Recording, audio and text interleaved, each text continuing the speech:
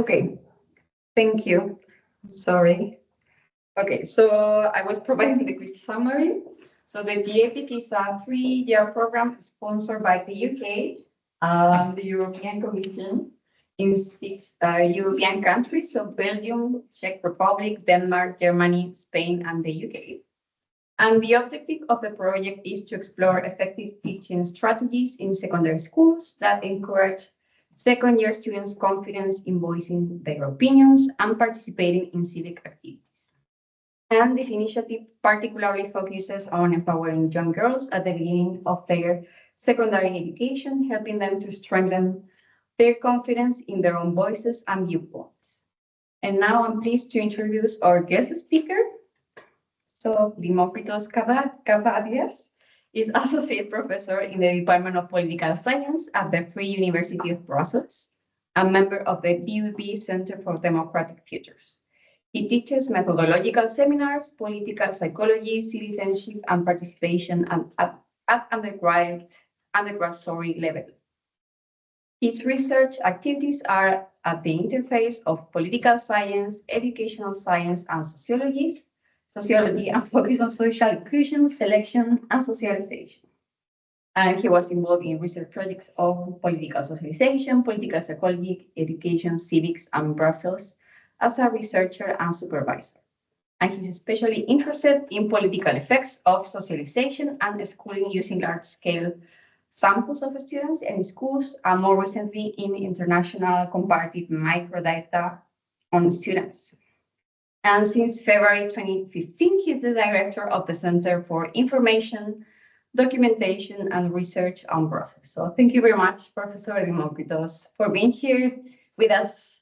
You were too kind. Thank you for the invitation and for letting me be here. I wasn't prepared for 20 minutes. I made too many slides, I think, so I will go fast through them. My apologies if I bother you with the slides. So you already presented GEPIC, the GEPIC project, which is a fantastic project, but it is really manic in how the research is going nowadays. Now, the project focuses on self-efficacy and confidence in politics of girls, as this is a aspect that needs special attention. Now, the current lecture is based on a paper that we started together with Quyen and Raimi last year, and it's not immediately focused on the lack of confidence of girls. That was not a starting point. There is indeed a lack of confidence, but we start from the observation that boys appear to be brimming with confidence. So the girls lack confidence, but the boys are really overconfident, you might say, when it comes to assess their own knowledge about the world and about politics and about how power works. Now, to somehow or somewhat objectify that confidence of boys and girls, we want to see if that confidence was legitimate. Is it legitimate that they brim with confidence or not? Is there an objective basis for self-confidence? And so self-confidence in understanding and knowing about something is often referred as a metacognitive experience about matter. Metacognitive means that it has to have some basis in cognition. And what we liked or what we did was look if there was a basis in cognition or not. And well, the title says it already. There is a sort of miscalibration of confidence with the boys, and also an undervaluation of that of girls. But I'm maybe going. Yeah. I'm just trying this one. Oh no. Yes, this works. The structure, I've made too many slides, but first of all, I wanted to start, but I can be very brief on that. Is there a problem with gender equality? Answer is yes. I want also to go into political self-efficacy as a key variable or a key characteristic, as it is a bridge between attitudes and behavior. I wanted to say something about political knowledge and what we can learn of political knowledge. What does it tell us? Why do we need it? And then dig into the miscalibration between knowledge and attitudes. I will talk a bit about open classroom climate, since there has been some work done on open classroom climate and on its possible effects or negative effects even, and present some evidence from ICCS 2009. Now, ICCS 2009 is an old data set. The problem is that we don't have more recent data with all the variables, all the key characteristics that we need to explore our story about unpacking that miscalibration. Okay. Concerning the problem with gender. So is there a problem with gender? Why did I would I like to raise this issue? Well, first of all, there has been a lot of work and effort put into promote the position of women in society. But if you look at the statistics that were gathered by the European Institute for Gender Equality, you tend to see that there is an index. They make an index each year. They compute that index, and that index rose to some country in some countries to 82 points. If you have 100 points, you have complete parity. 82 means that there is not a complete parity. There is, however, there are scores in several countries above 90 for health, for labor force participation, for the economic situation of women, for the attainment, the educational attainment and participation in knowledge. But the women's gap is well below the 50 if you look at matters of power, matters of violence against women. So the picture is not as bright. The glass is not half full. It's half empty, you might say. Nevertheless, there is also a shift going on, and not for the best. There is a shift in the sense that a colleague from the Brooks institution wrote a book a couple of years ago of boys and men, and what he documents in his book is the fact that some boys are starting to lag behind in terms of education, but also in terms of labor market participation, and they exhibit also more risk behavior, meaning that girls tend to be less stupid in doing certain things. One of the clear examples is, for example, educational attainment. So 60 years ago, for example, in Belgium, we have statistics of after the Second World War, beginning of the 60s, 1 woman in 1,000 had a university degree, 1 in 1,000. So that's not so long ago. Nowadays, we are in the 30%. And if we look at the youngest age cohort, we see that the green squares are the women aged between 25 and 34, and their attainment of a degree of tertiary education. We see that they are ahead of the boys, and in some countries they are much ahead. Iceland, for example, has a gap of something like 26%, while Germany has a gap of almost 5%. So the gaps are there in every case.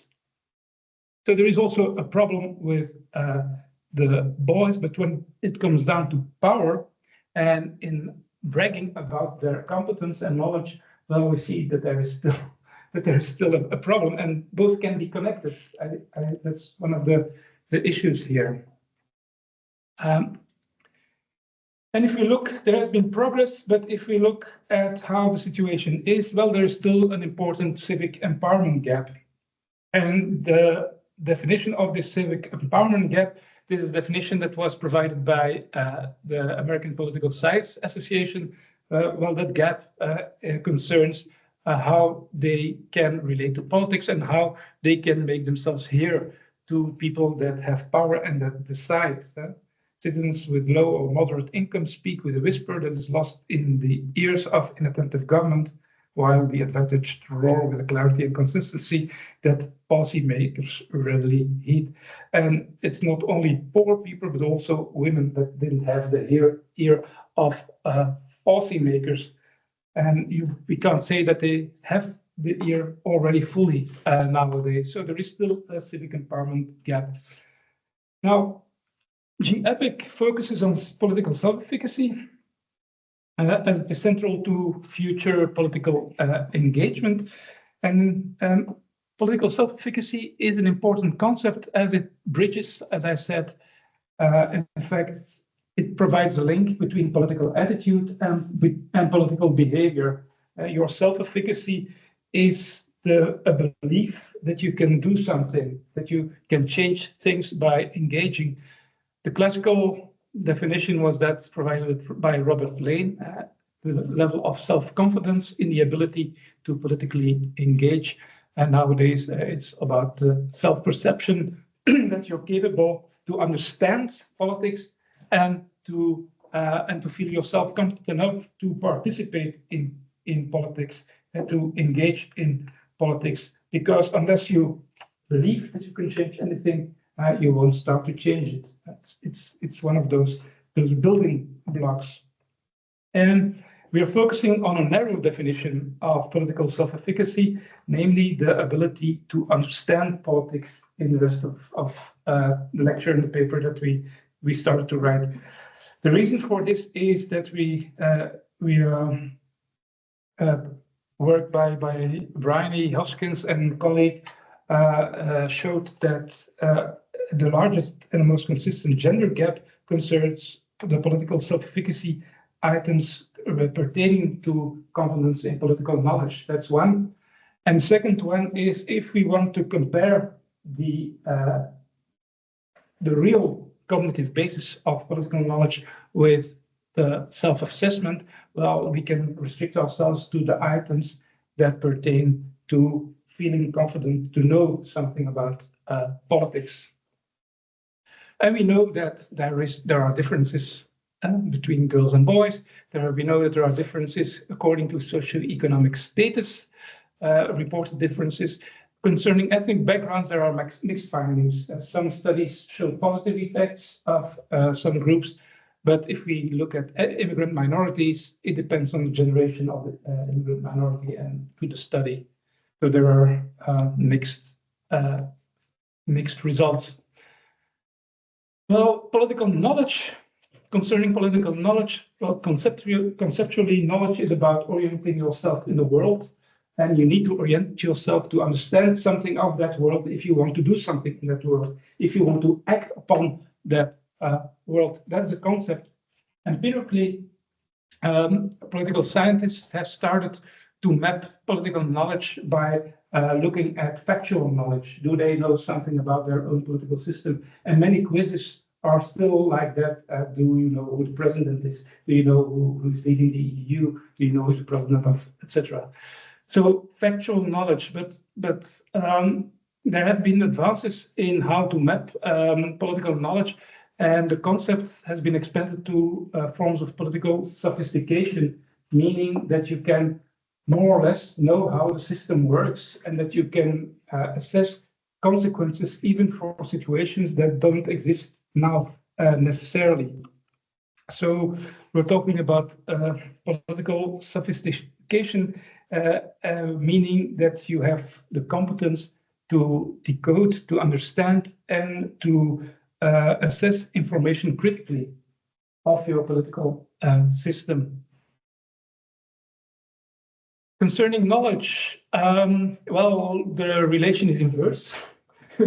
So starting in CIVET in 1999, we saw already in some countries that girls had more knowledge than boys.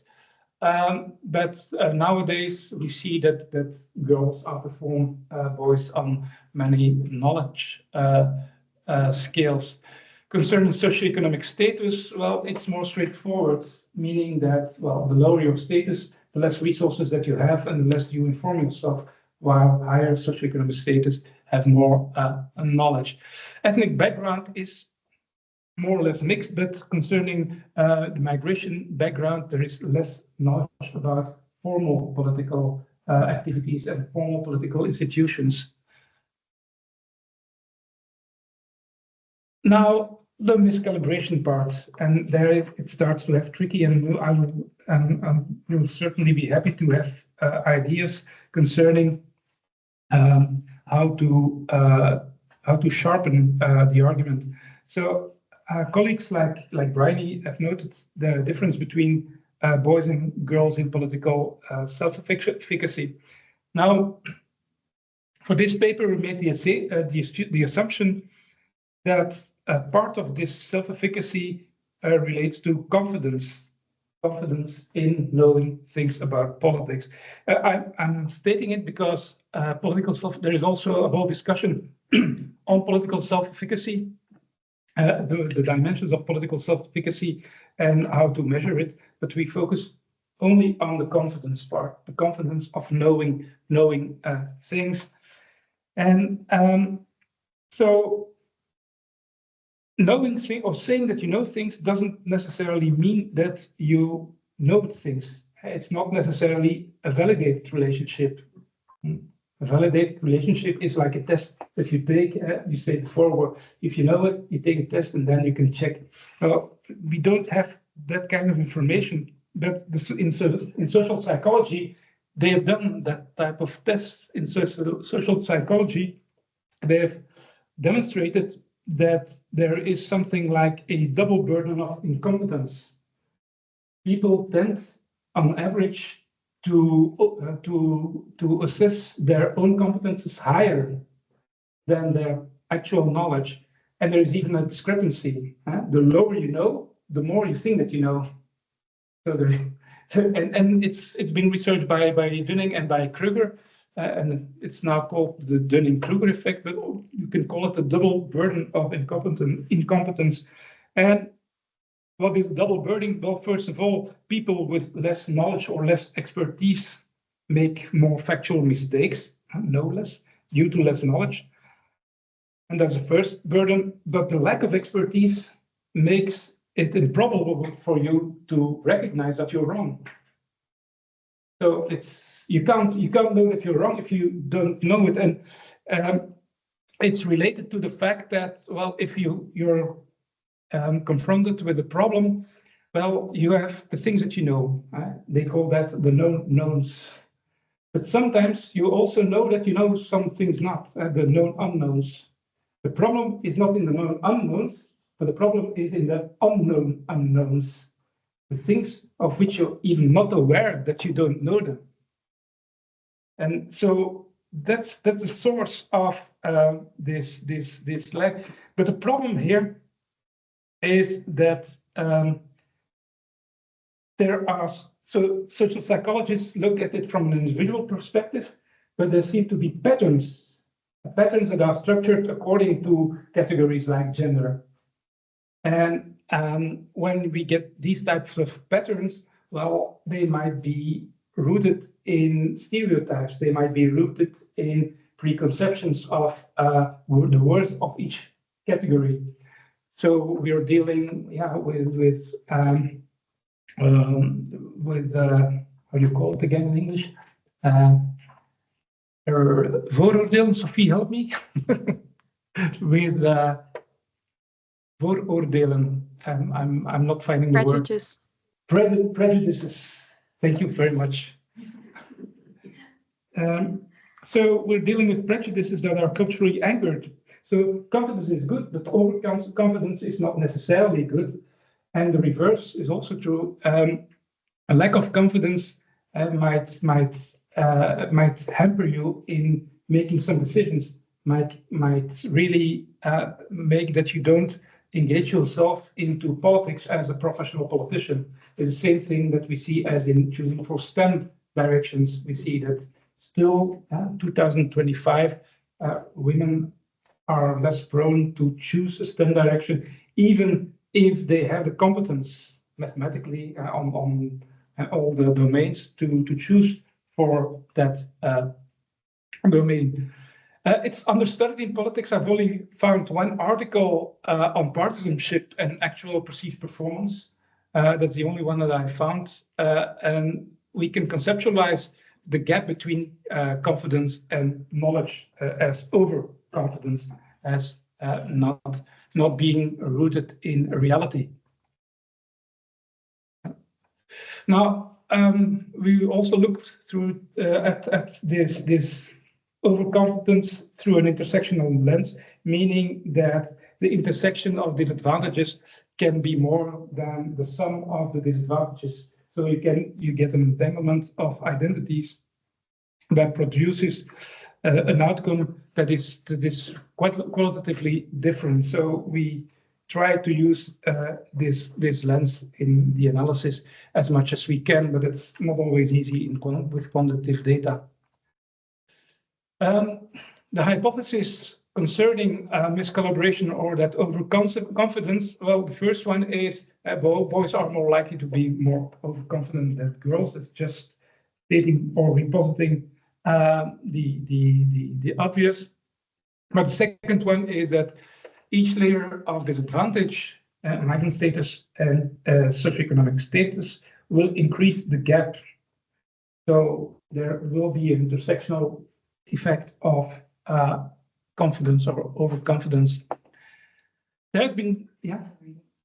The square of the camera, right? To the right. Can I pick it up? Yeah, I can minimize it.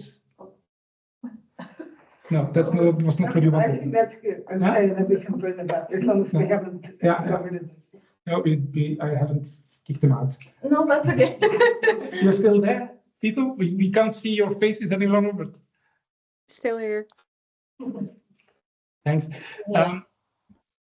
So there has been some research on open classroom climate, and an open classroom climate, it stems from theoretically from the work of John Dewey on a democratic school, and in his vision, in Democracy in Education, he states that the school has to be a scale model of society. And if you want to have democratic citizens, you should organize a school in a democratic way. It has been operationalized from 1999 on as by using a scale that proves to the degree to which certain things can be discussed in the classroom. It's measured at the individual level, but the assumption is that it provides a learning environment to discuss things of societal or political nature. And it has been operationalized since 2009, but also again in 16, and I think now in 22, it always comes back. And open classroom climate is one of those variables that seems to have an important impact on citizenship competences. However, our colleagues, and that was the start of the GEPIC project, in fact, Gemma and Riley did some analysis on longitudinal data, meaning so ICCS and all those data are cross-sectional, and on longitudinal data they saw that there was an interaction with gender, meaning that, well, girls tend to stay more or less stable concerning their political self-efficacy in an open classroom climate, but boys tend to flourish, we can say so. They tend to become more competent in, or to feel themselves more confident in the context of an open classroom. So it has an effect on political self-efficacy, and the hypothesis concerning the gap is that an open classroom climate can have a positive effect on overconfidence in all. It can decrease the overconfidence. It will also decrease the overconfidence even if you control for influences out of school. But most important is that the interaction between open classroom climate will decrease the overconfidence, controlling for all the rest. So it's a bit checking the hypothesis that was developed by Brian and Gemma. The data, as I said, well, all data, the ICCS 2009. ICCS 2009 has many regions, many countries from different parts of the world. We selected the European countries to have some homogeneity on certain factors. And we further reduced the number of countries in the data set as a function of the variables that were available, like religion, etc. So there were some control variables that we looked at, and they were not available in every country, in every situation. The sample, 65,000 pupils, 19 countries, and over 3,000 schools. And these are, the smallest one is, I think, Liechtenstein. But Liechtenstein is really not a real country. But you see that we have also this disproportionate amount of pupils from Luxembourg, so we used weights to provide some easing for those disproportions. Our dependent variable, and here it can become tricky. So our dependent variable is the gap between what they know and what they feel. And I first made such a gap variable by subtracting the one by the other. I made two z-scores, and I subtracted the one by the other to see if there is a overconfidence or an underconfidence. But to have it a bit more standardized, I regressed one on the other. I regressed political self-efficacy on knowledge and used the residual scores. And the residual that you see if you're above the line, the residual line, or beneath the residual line. And so if you're beneath the residual line, you're overconfident. If you're above the residual line, you're underconfident in this case. So, and then we have the predictors for a couple of simple models: gender, native background, SES, and open classroom climate. We also included confounding variables, discussing political and social issues outside of school, and whether the mother is interested in politics or the father is interested in politics. The knowledge scale, and that's important to say, well, the knowledge scale is not only based on factual knowledge. It's not necessarily based on only if you know what the parliament does or something like that. It's also based on demonstrating insights into how policies can have an impact. So it's really a measure of political sophistication, and it was computed by using item response theory scores, and it was standardized at 500. So the average of all the participating countries 500, and a standard deviation of 100. So standardized scale. And the items that I used of political self-efficacy, I used 3 items, and 3 items pertaining to knowledge. I know more about politics than most people of my age. I'm able to understand politics, so it's clearly cognition, do you know it? And I have good understanding of political issues facing these countries. So I made a selection of 3 of those items. These 3 items form a reliable scale. If you look at the Cronbach's alpha, 0.75 with 3 items, it also forms a, if you do a exploratory factor analysis, you get an eigenvalue of 1.8 or something like that, and no, 2.1.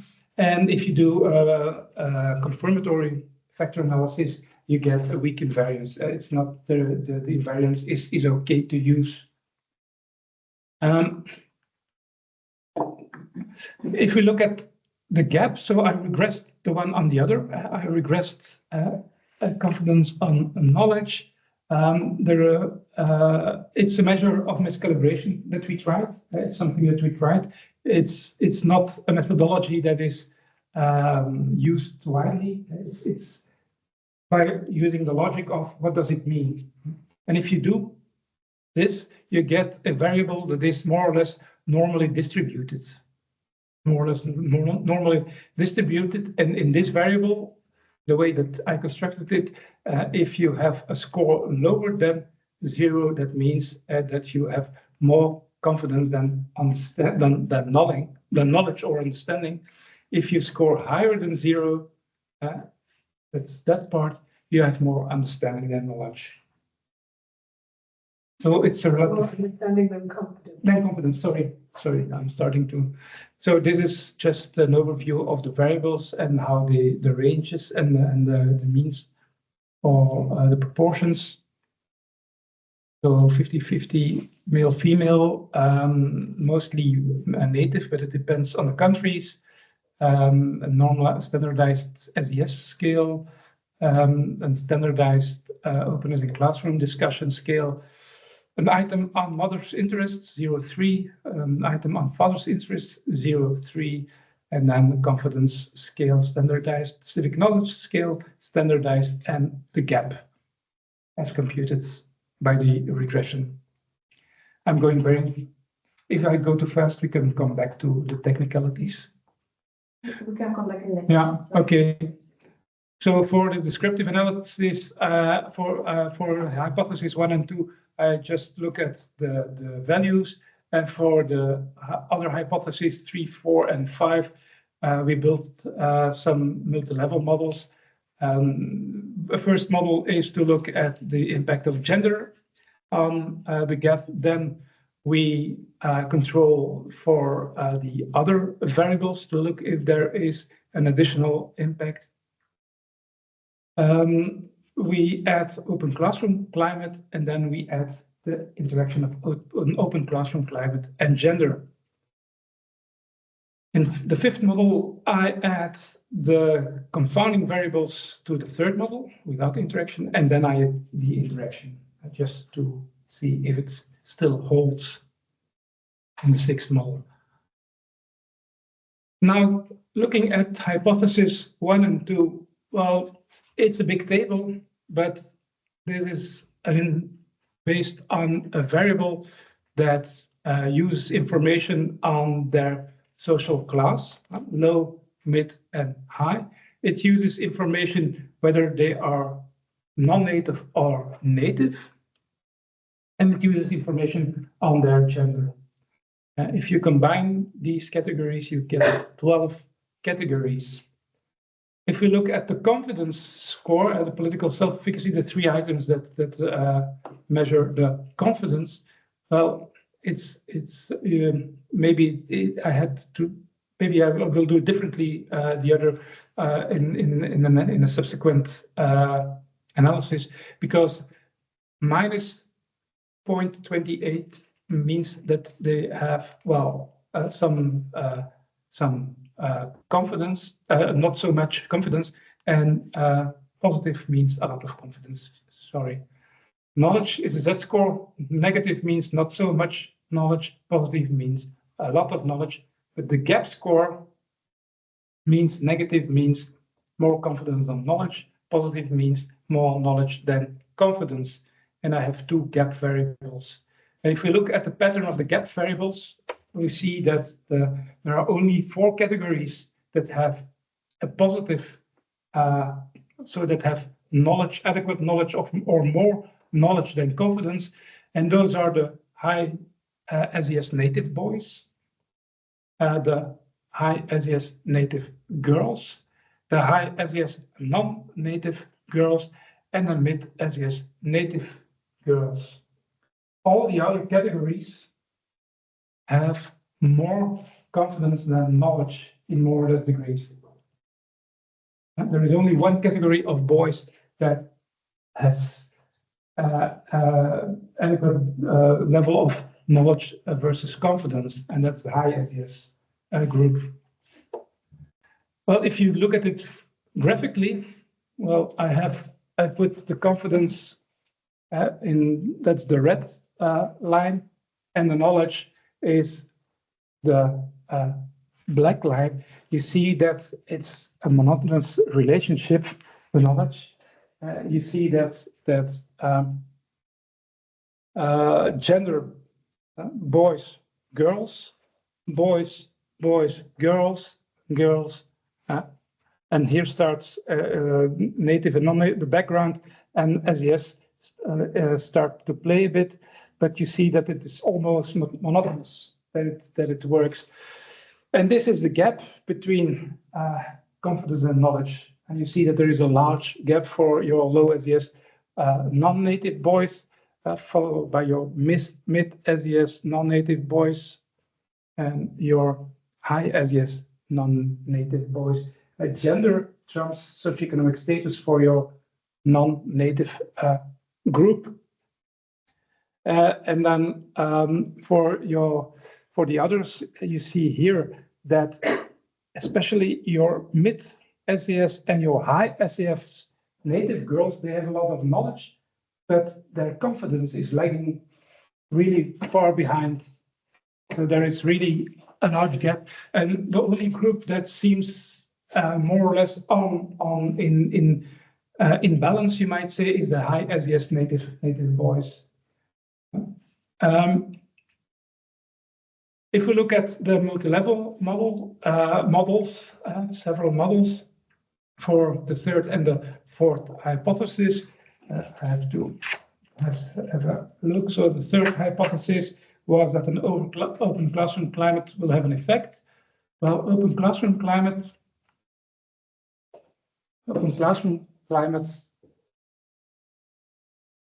has an effect on the gap, meaning that it makes it a bit more.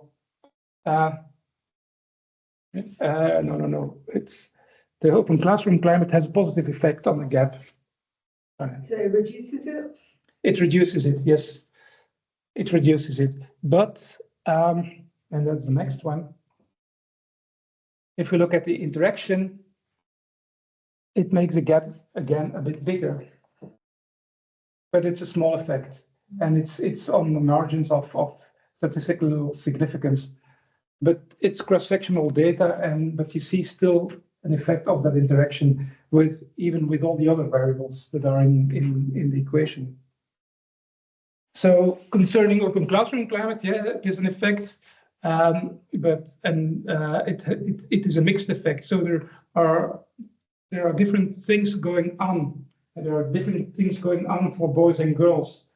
It might be that the open classroom climate makes the girls a bit more confident, but it might also produce more unrated confidence in the boys at the same time.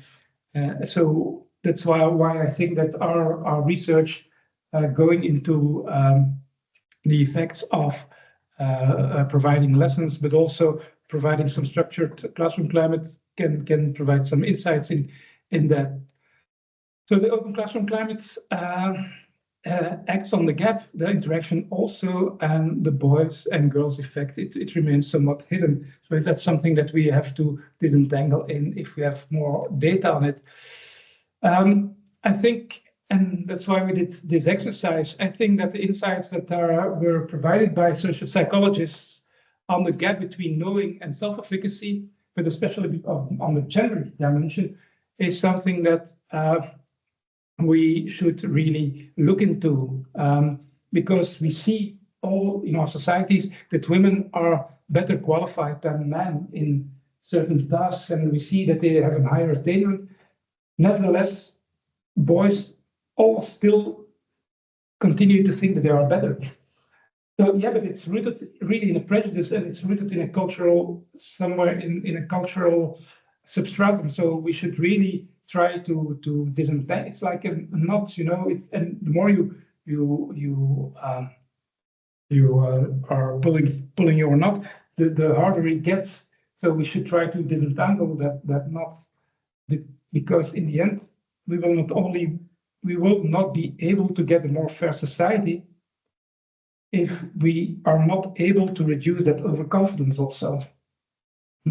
It's about the girls, making the girls more confident, women more confident, but also about channeling or canalizing the negative energy of boys. So it's something that should be done at the same time. Now we need to get political self-efficacy items in future survey research because it's come from the ICCS data. And we definitely also need longitudinal data to say something useful about this. But nevertheless, and that's a very important one, I think, we also need to invest in knowledge for low SES girls. We saw that they had really very low degrees of knowledge, but we also have to invest in self-confidence for the mid and the high SES native girls, because in terms of proportion, they make up the biggest group. If you look at the 12 categories, your mid and your high SES native girls in those societies, especially for the high SES, we tend to look at disadvantages. But if you go and focus on the high SES, you see that the high SES groups provide the ideal conditions for a subtle forms of sexism, meaning that, well, they have an educational attainment, they have diploma of a university, but they will be kept off power if the confidence doesn't follow. I think that's the gist of it. Thanks. Thank you very much. Stop sharing to see. Yes, we see everyone. Okay. So I will stop the recording first.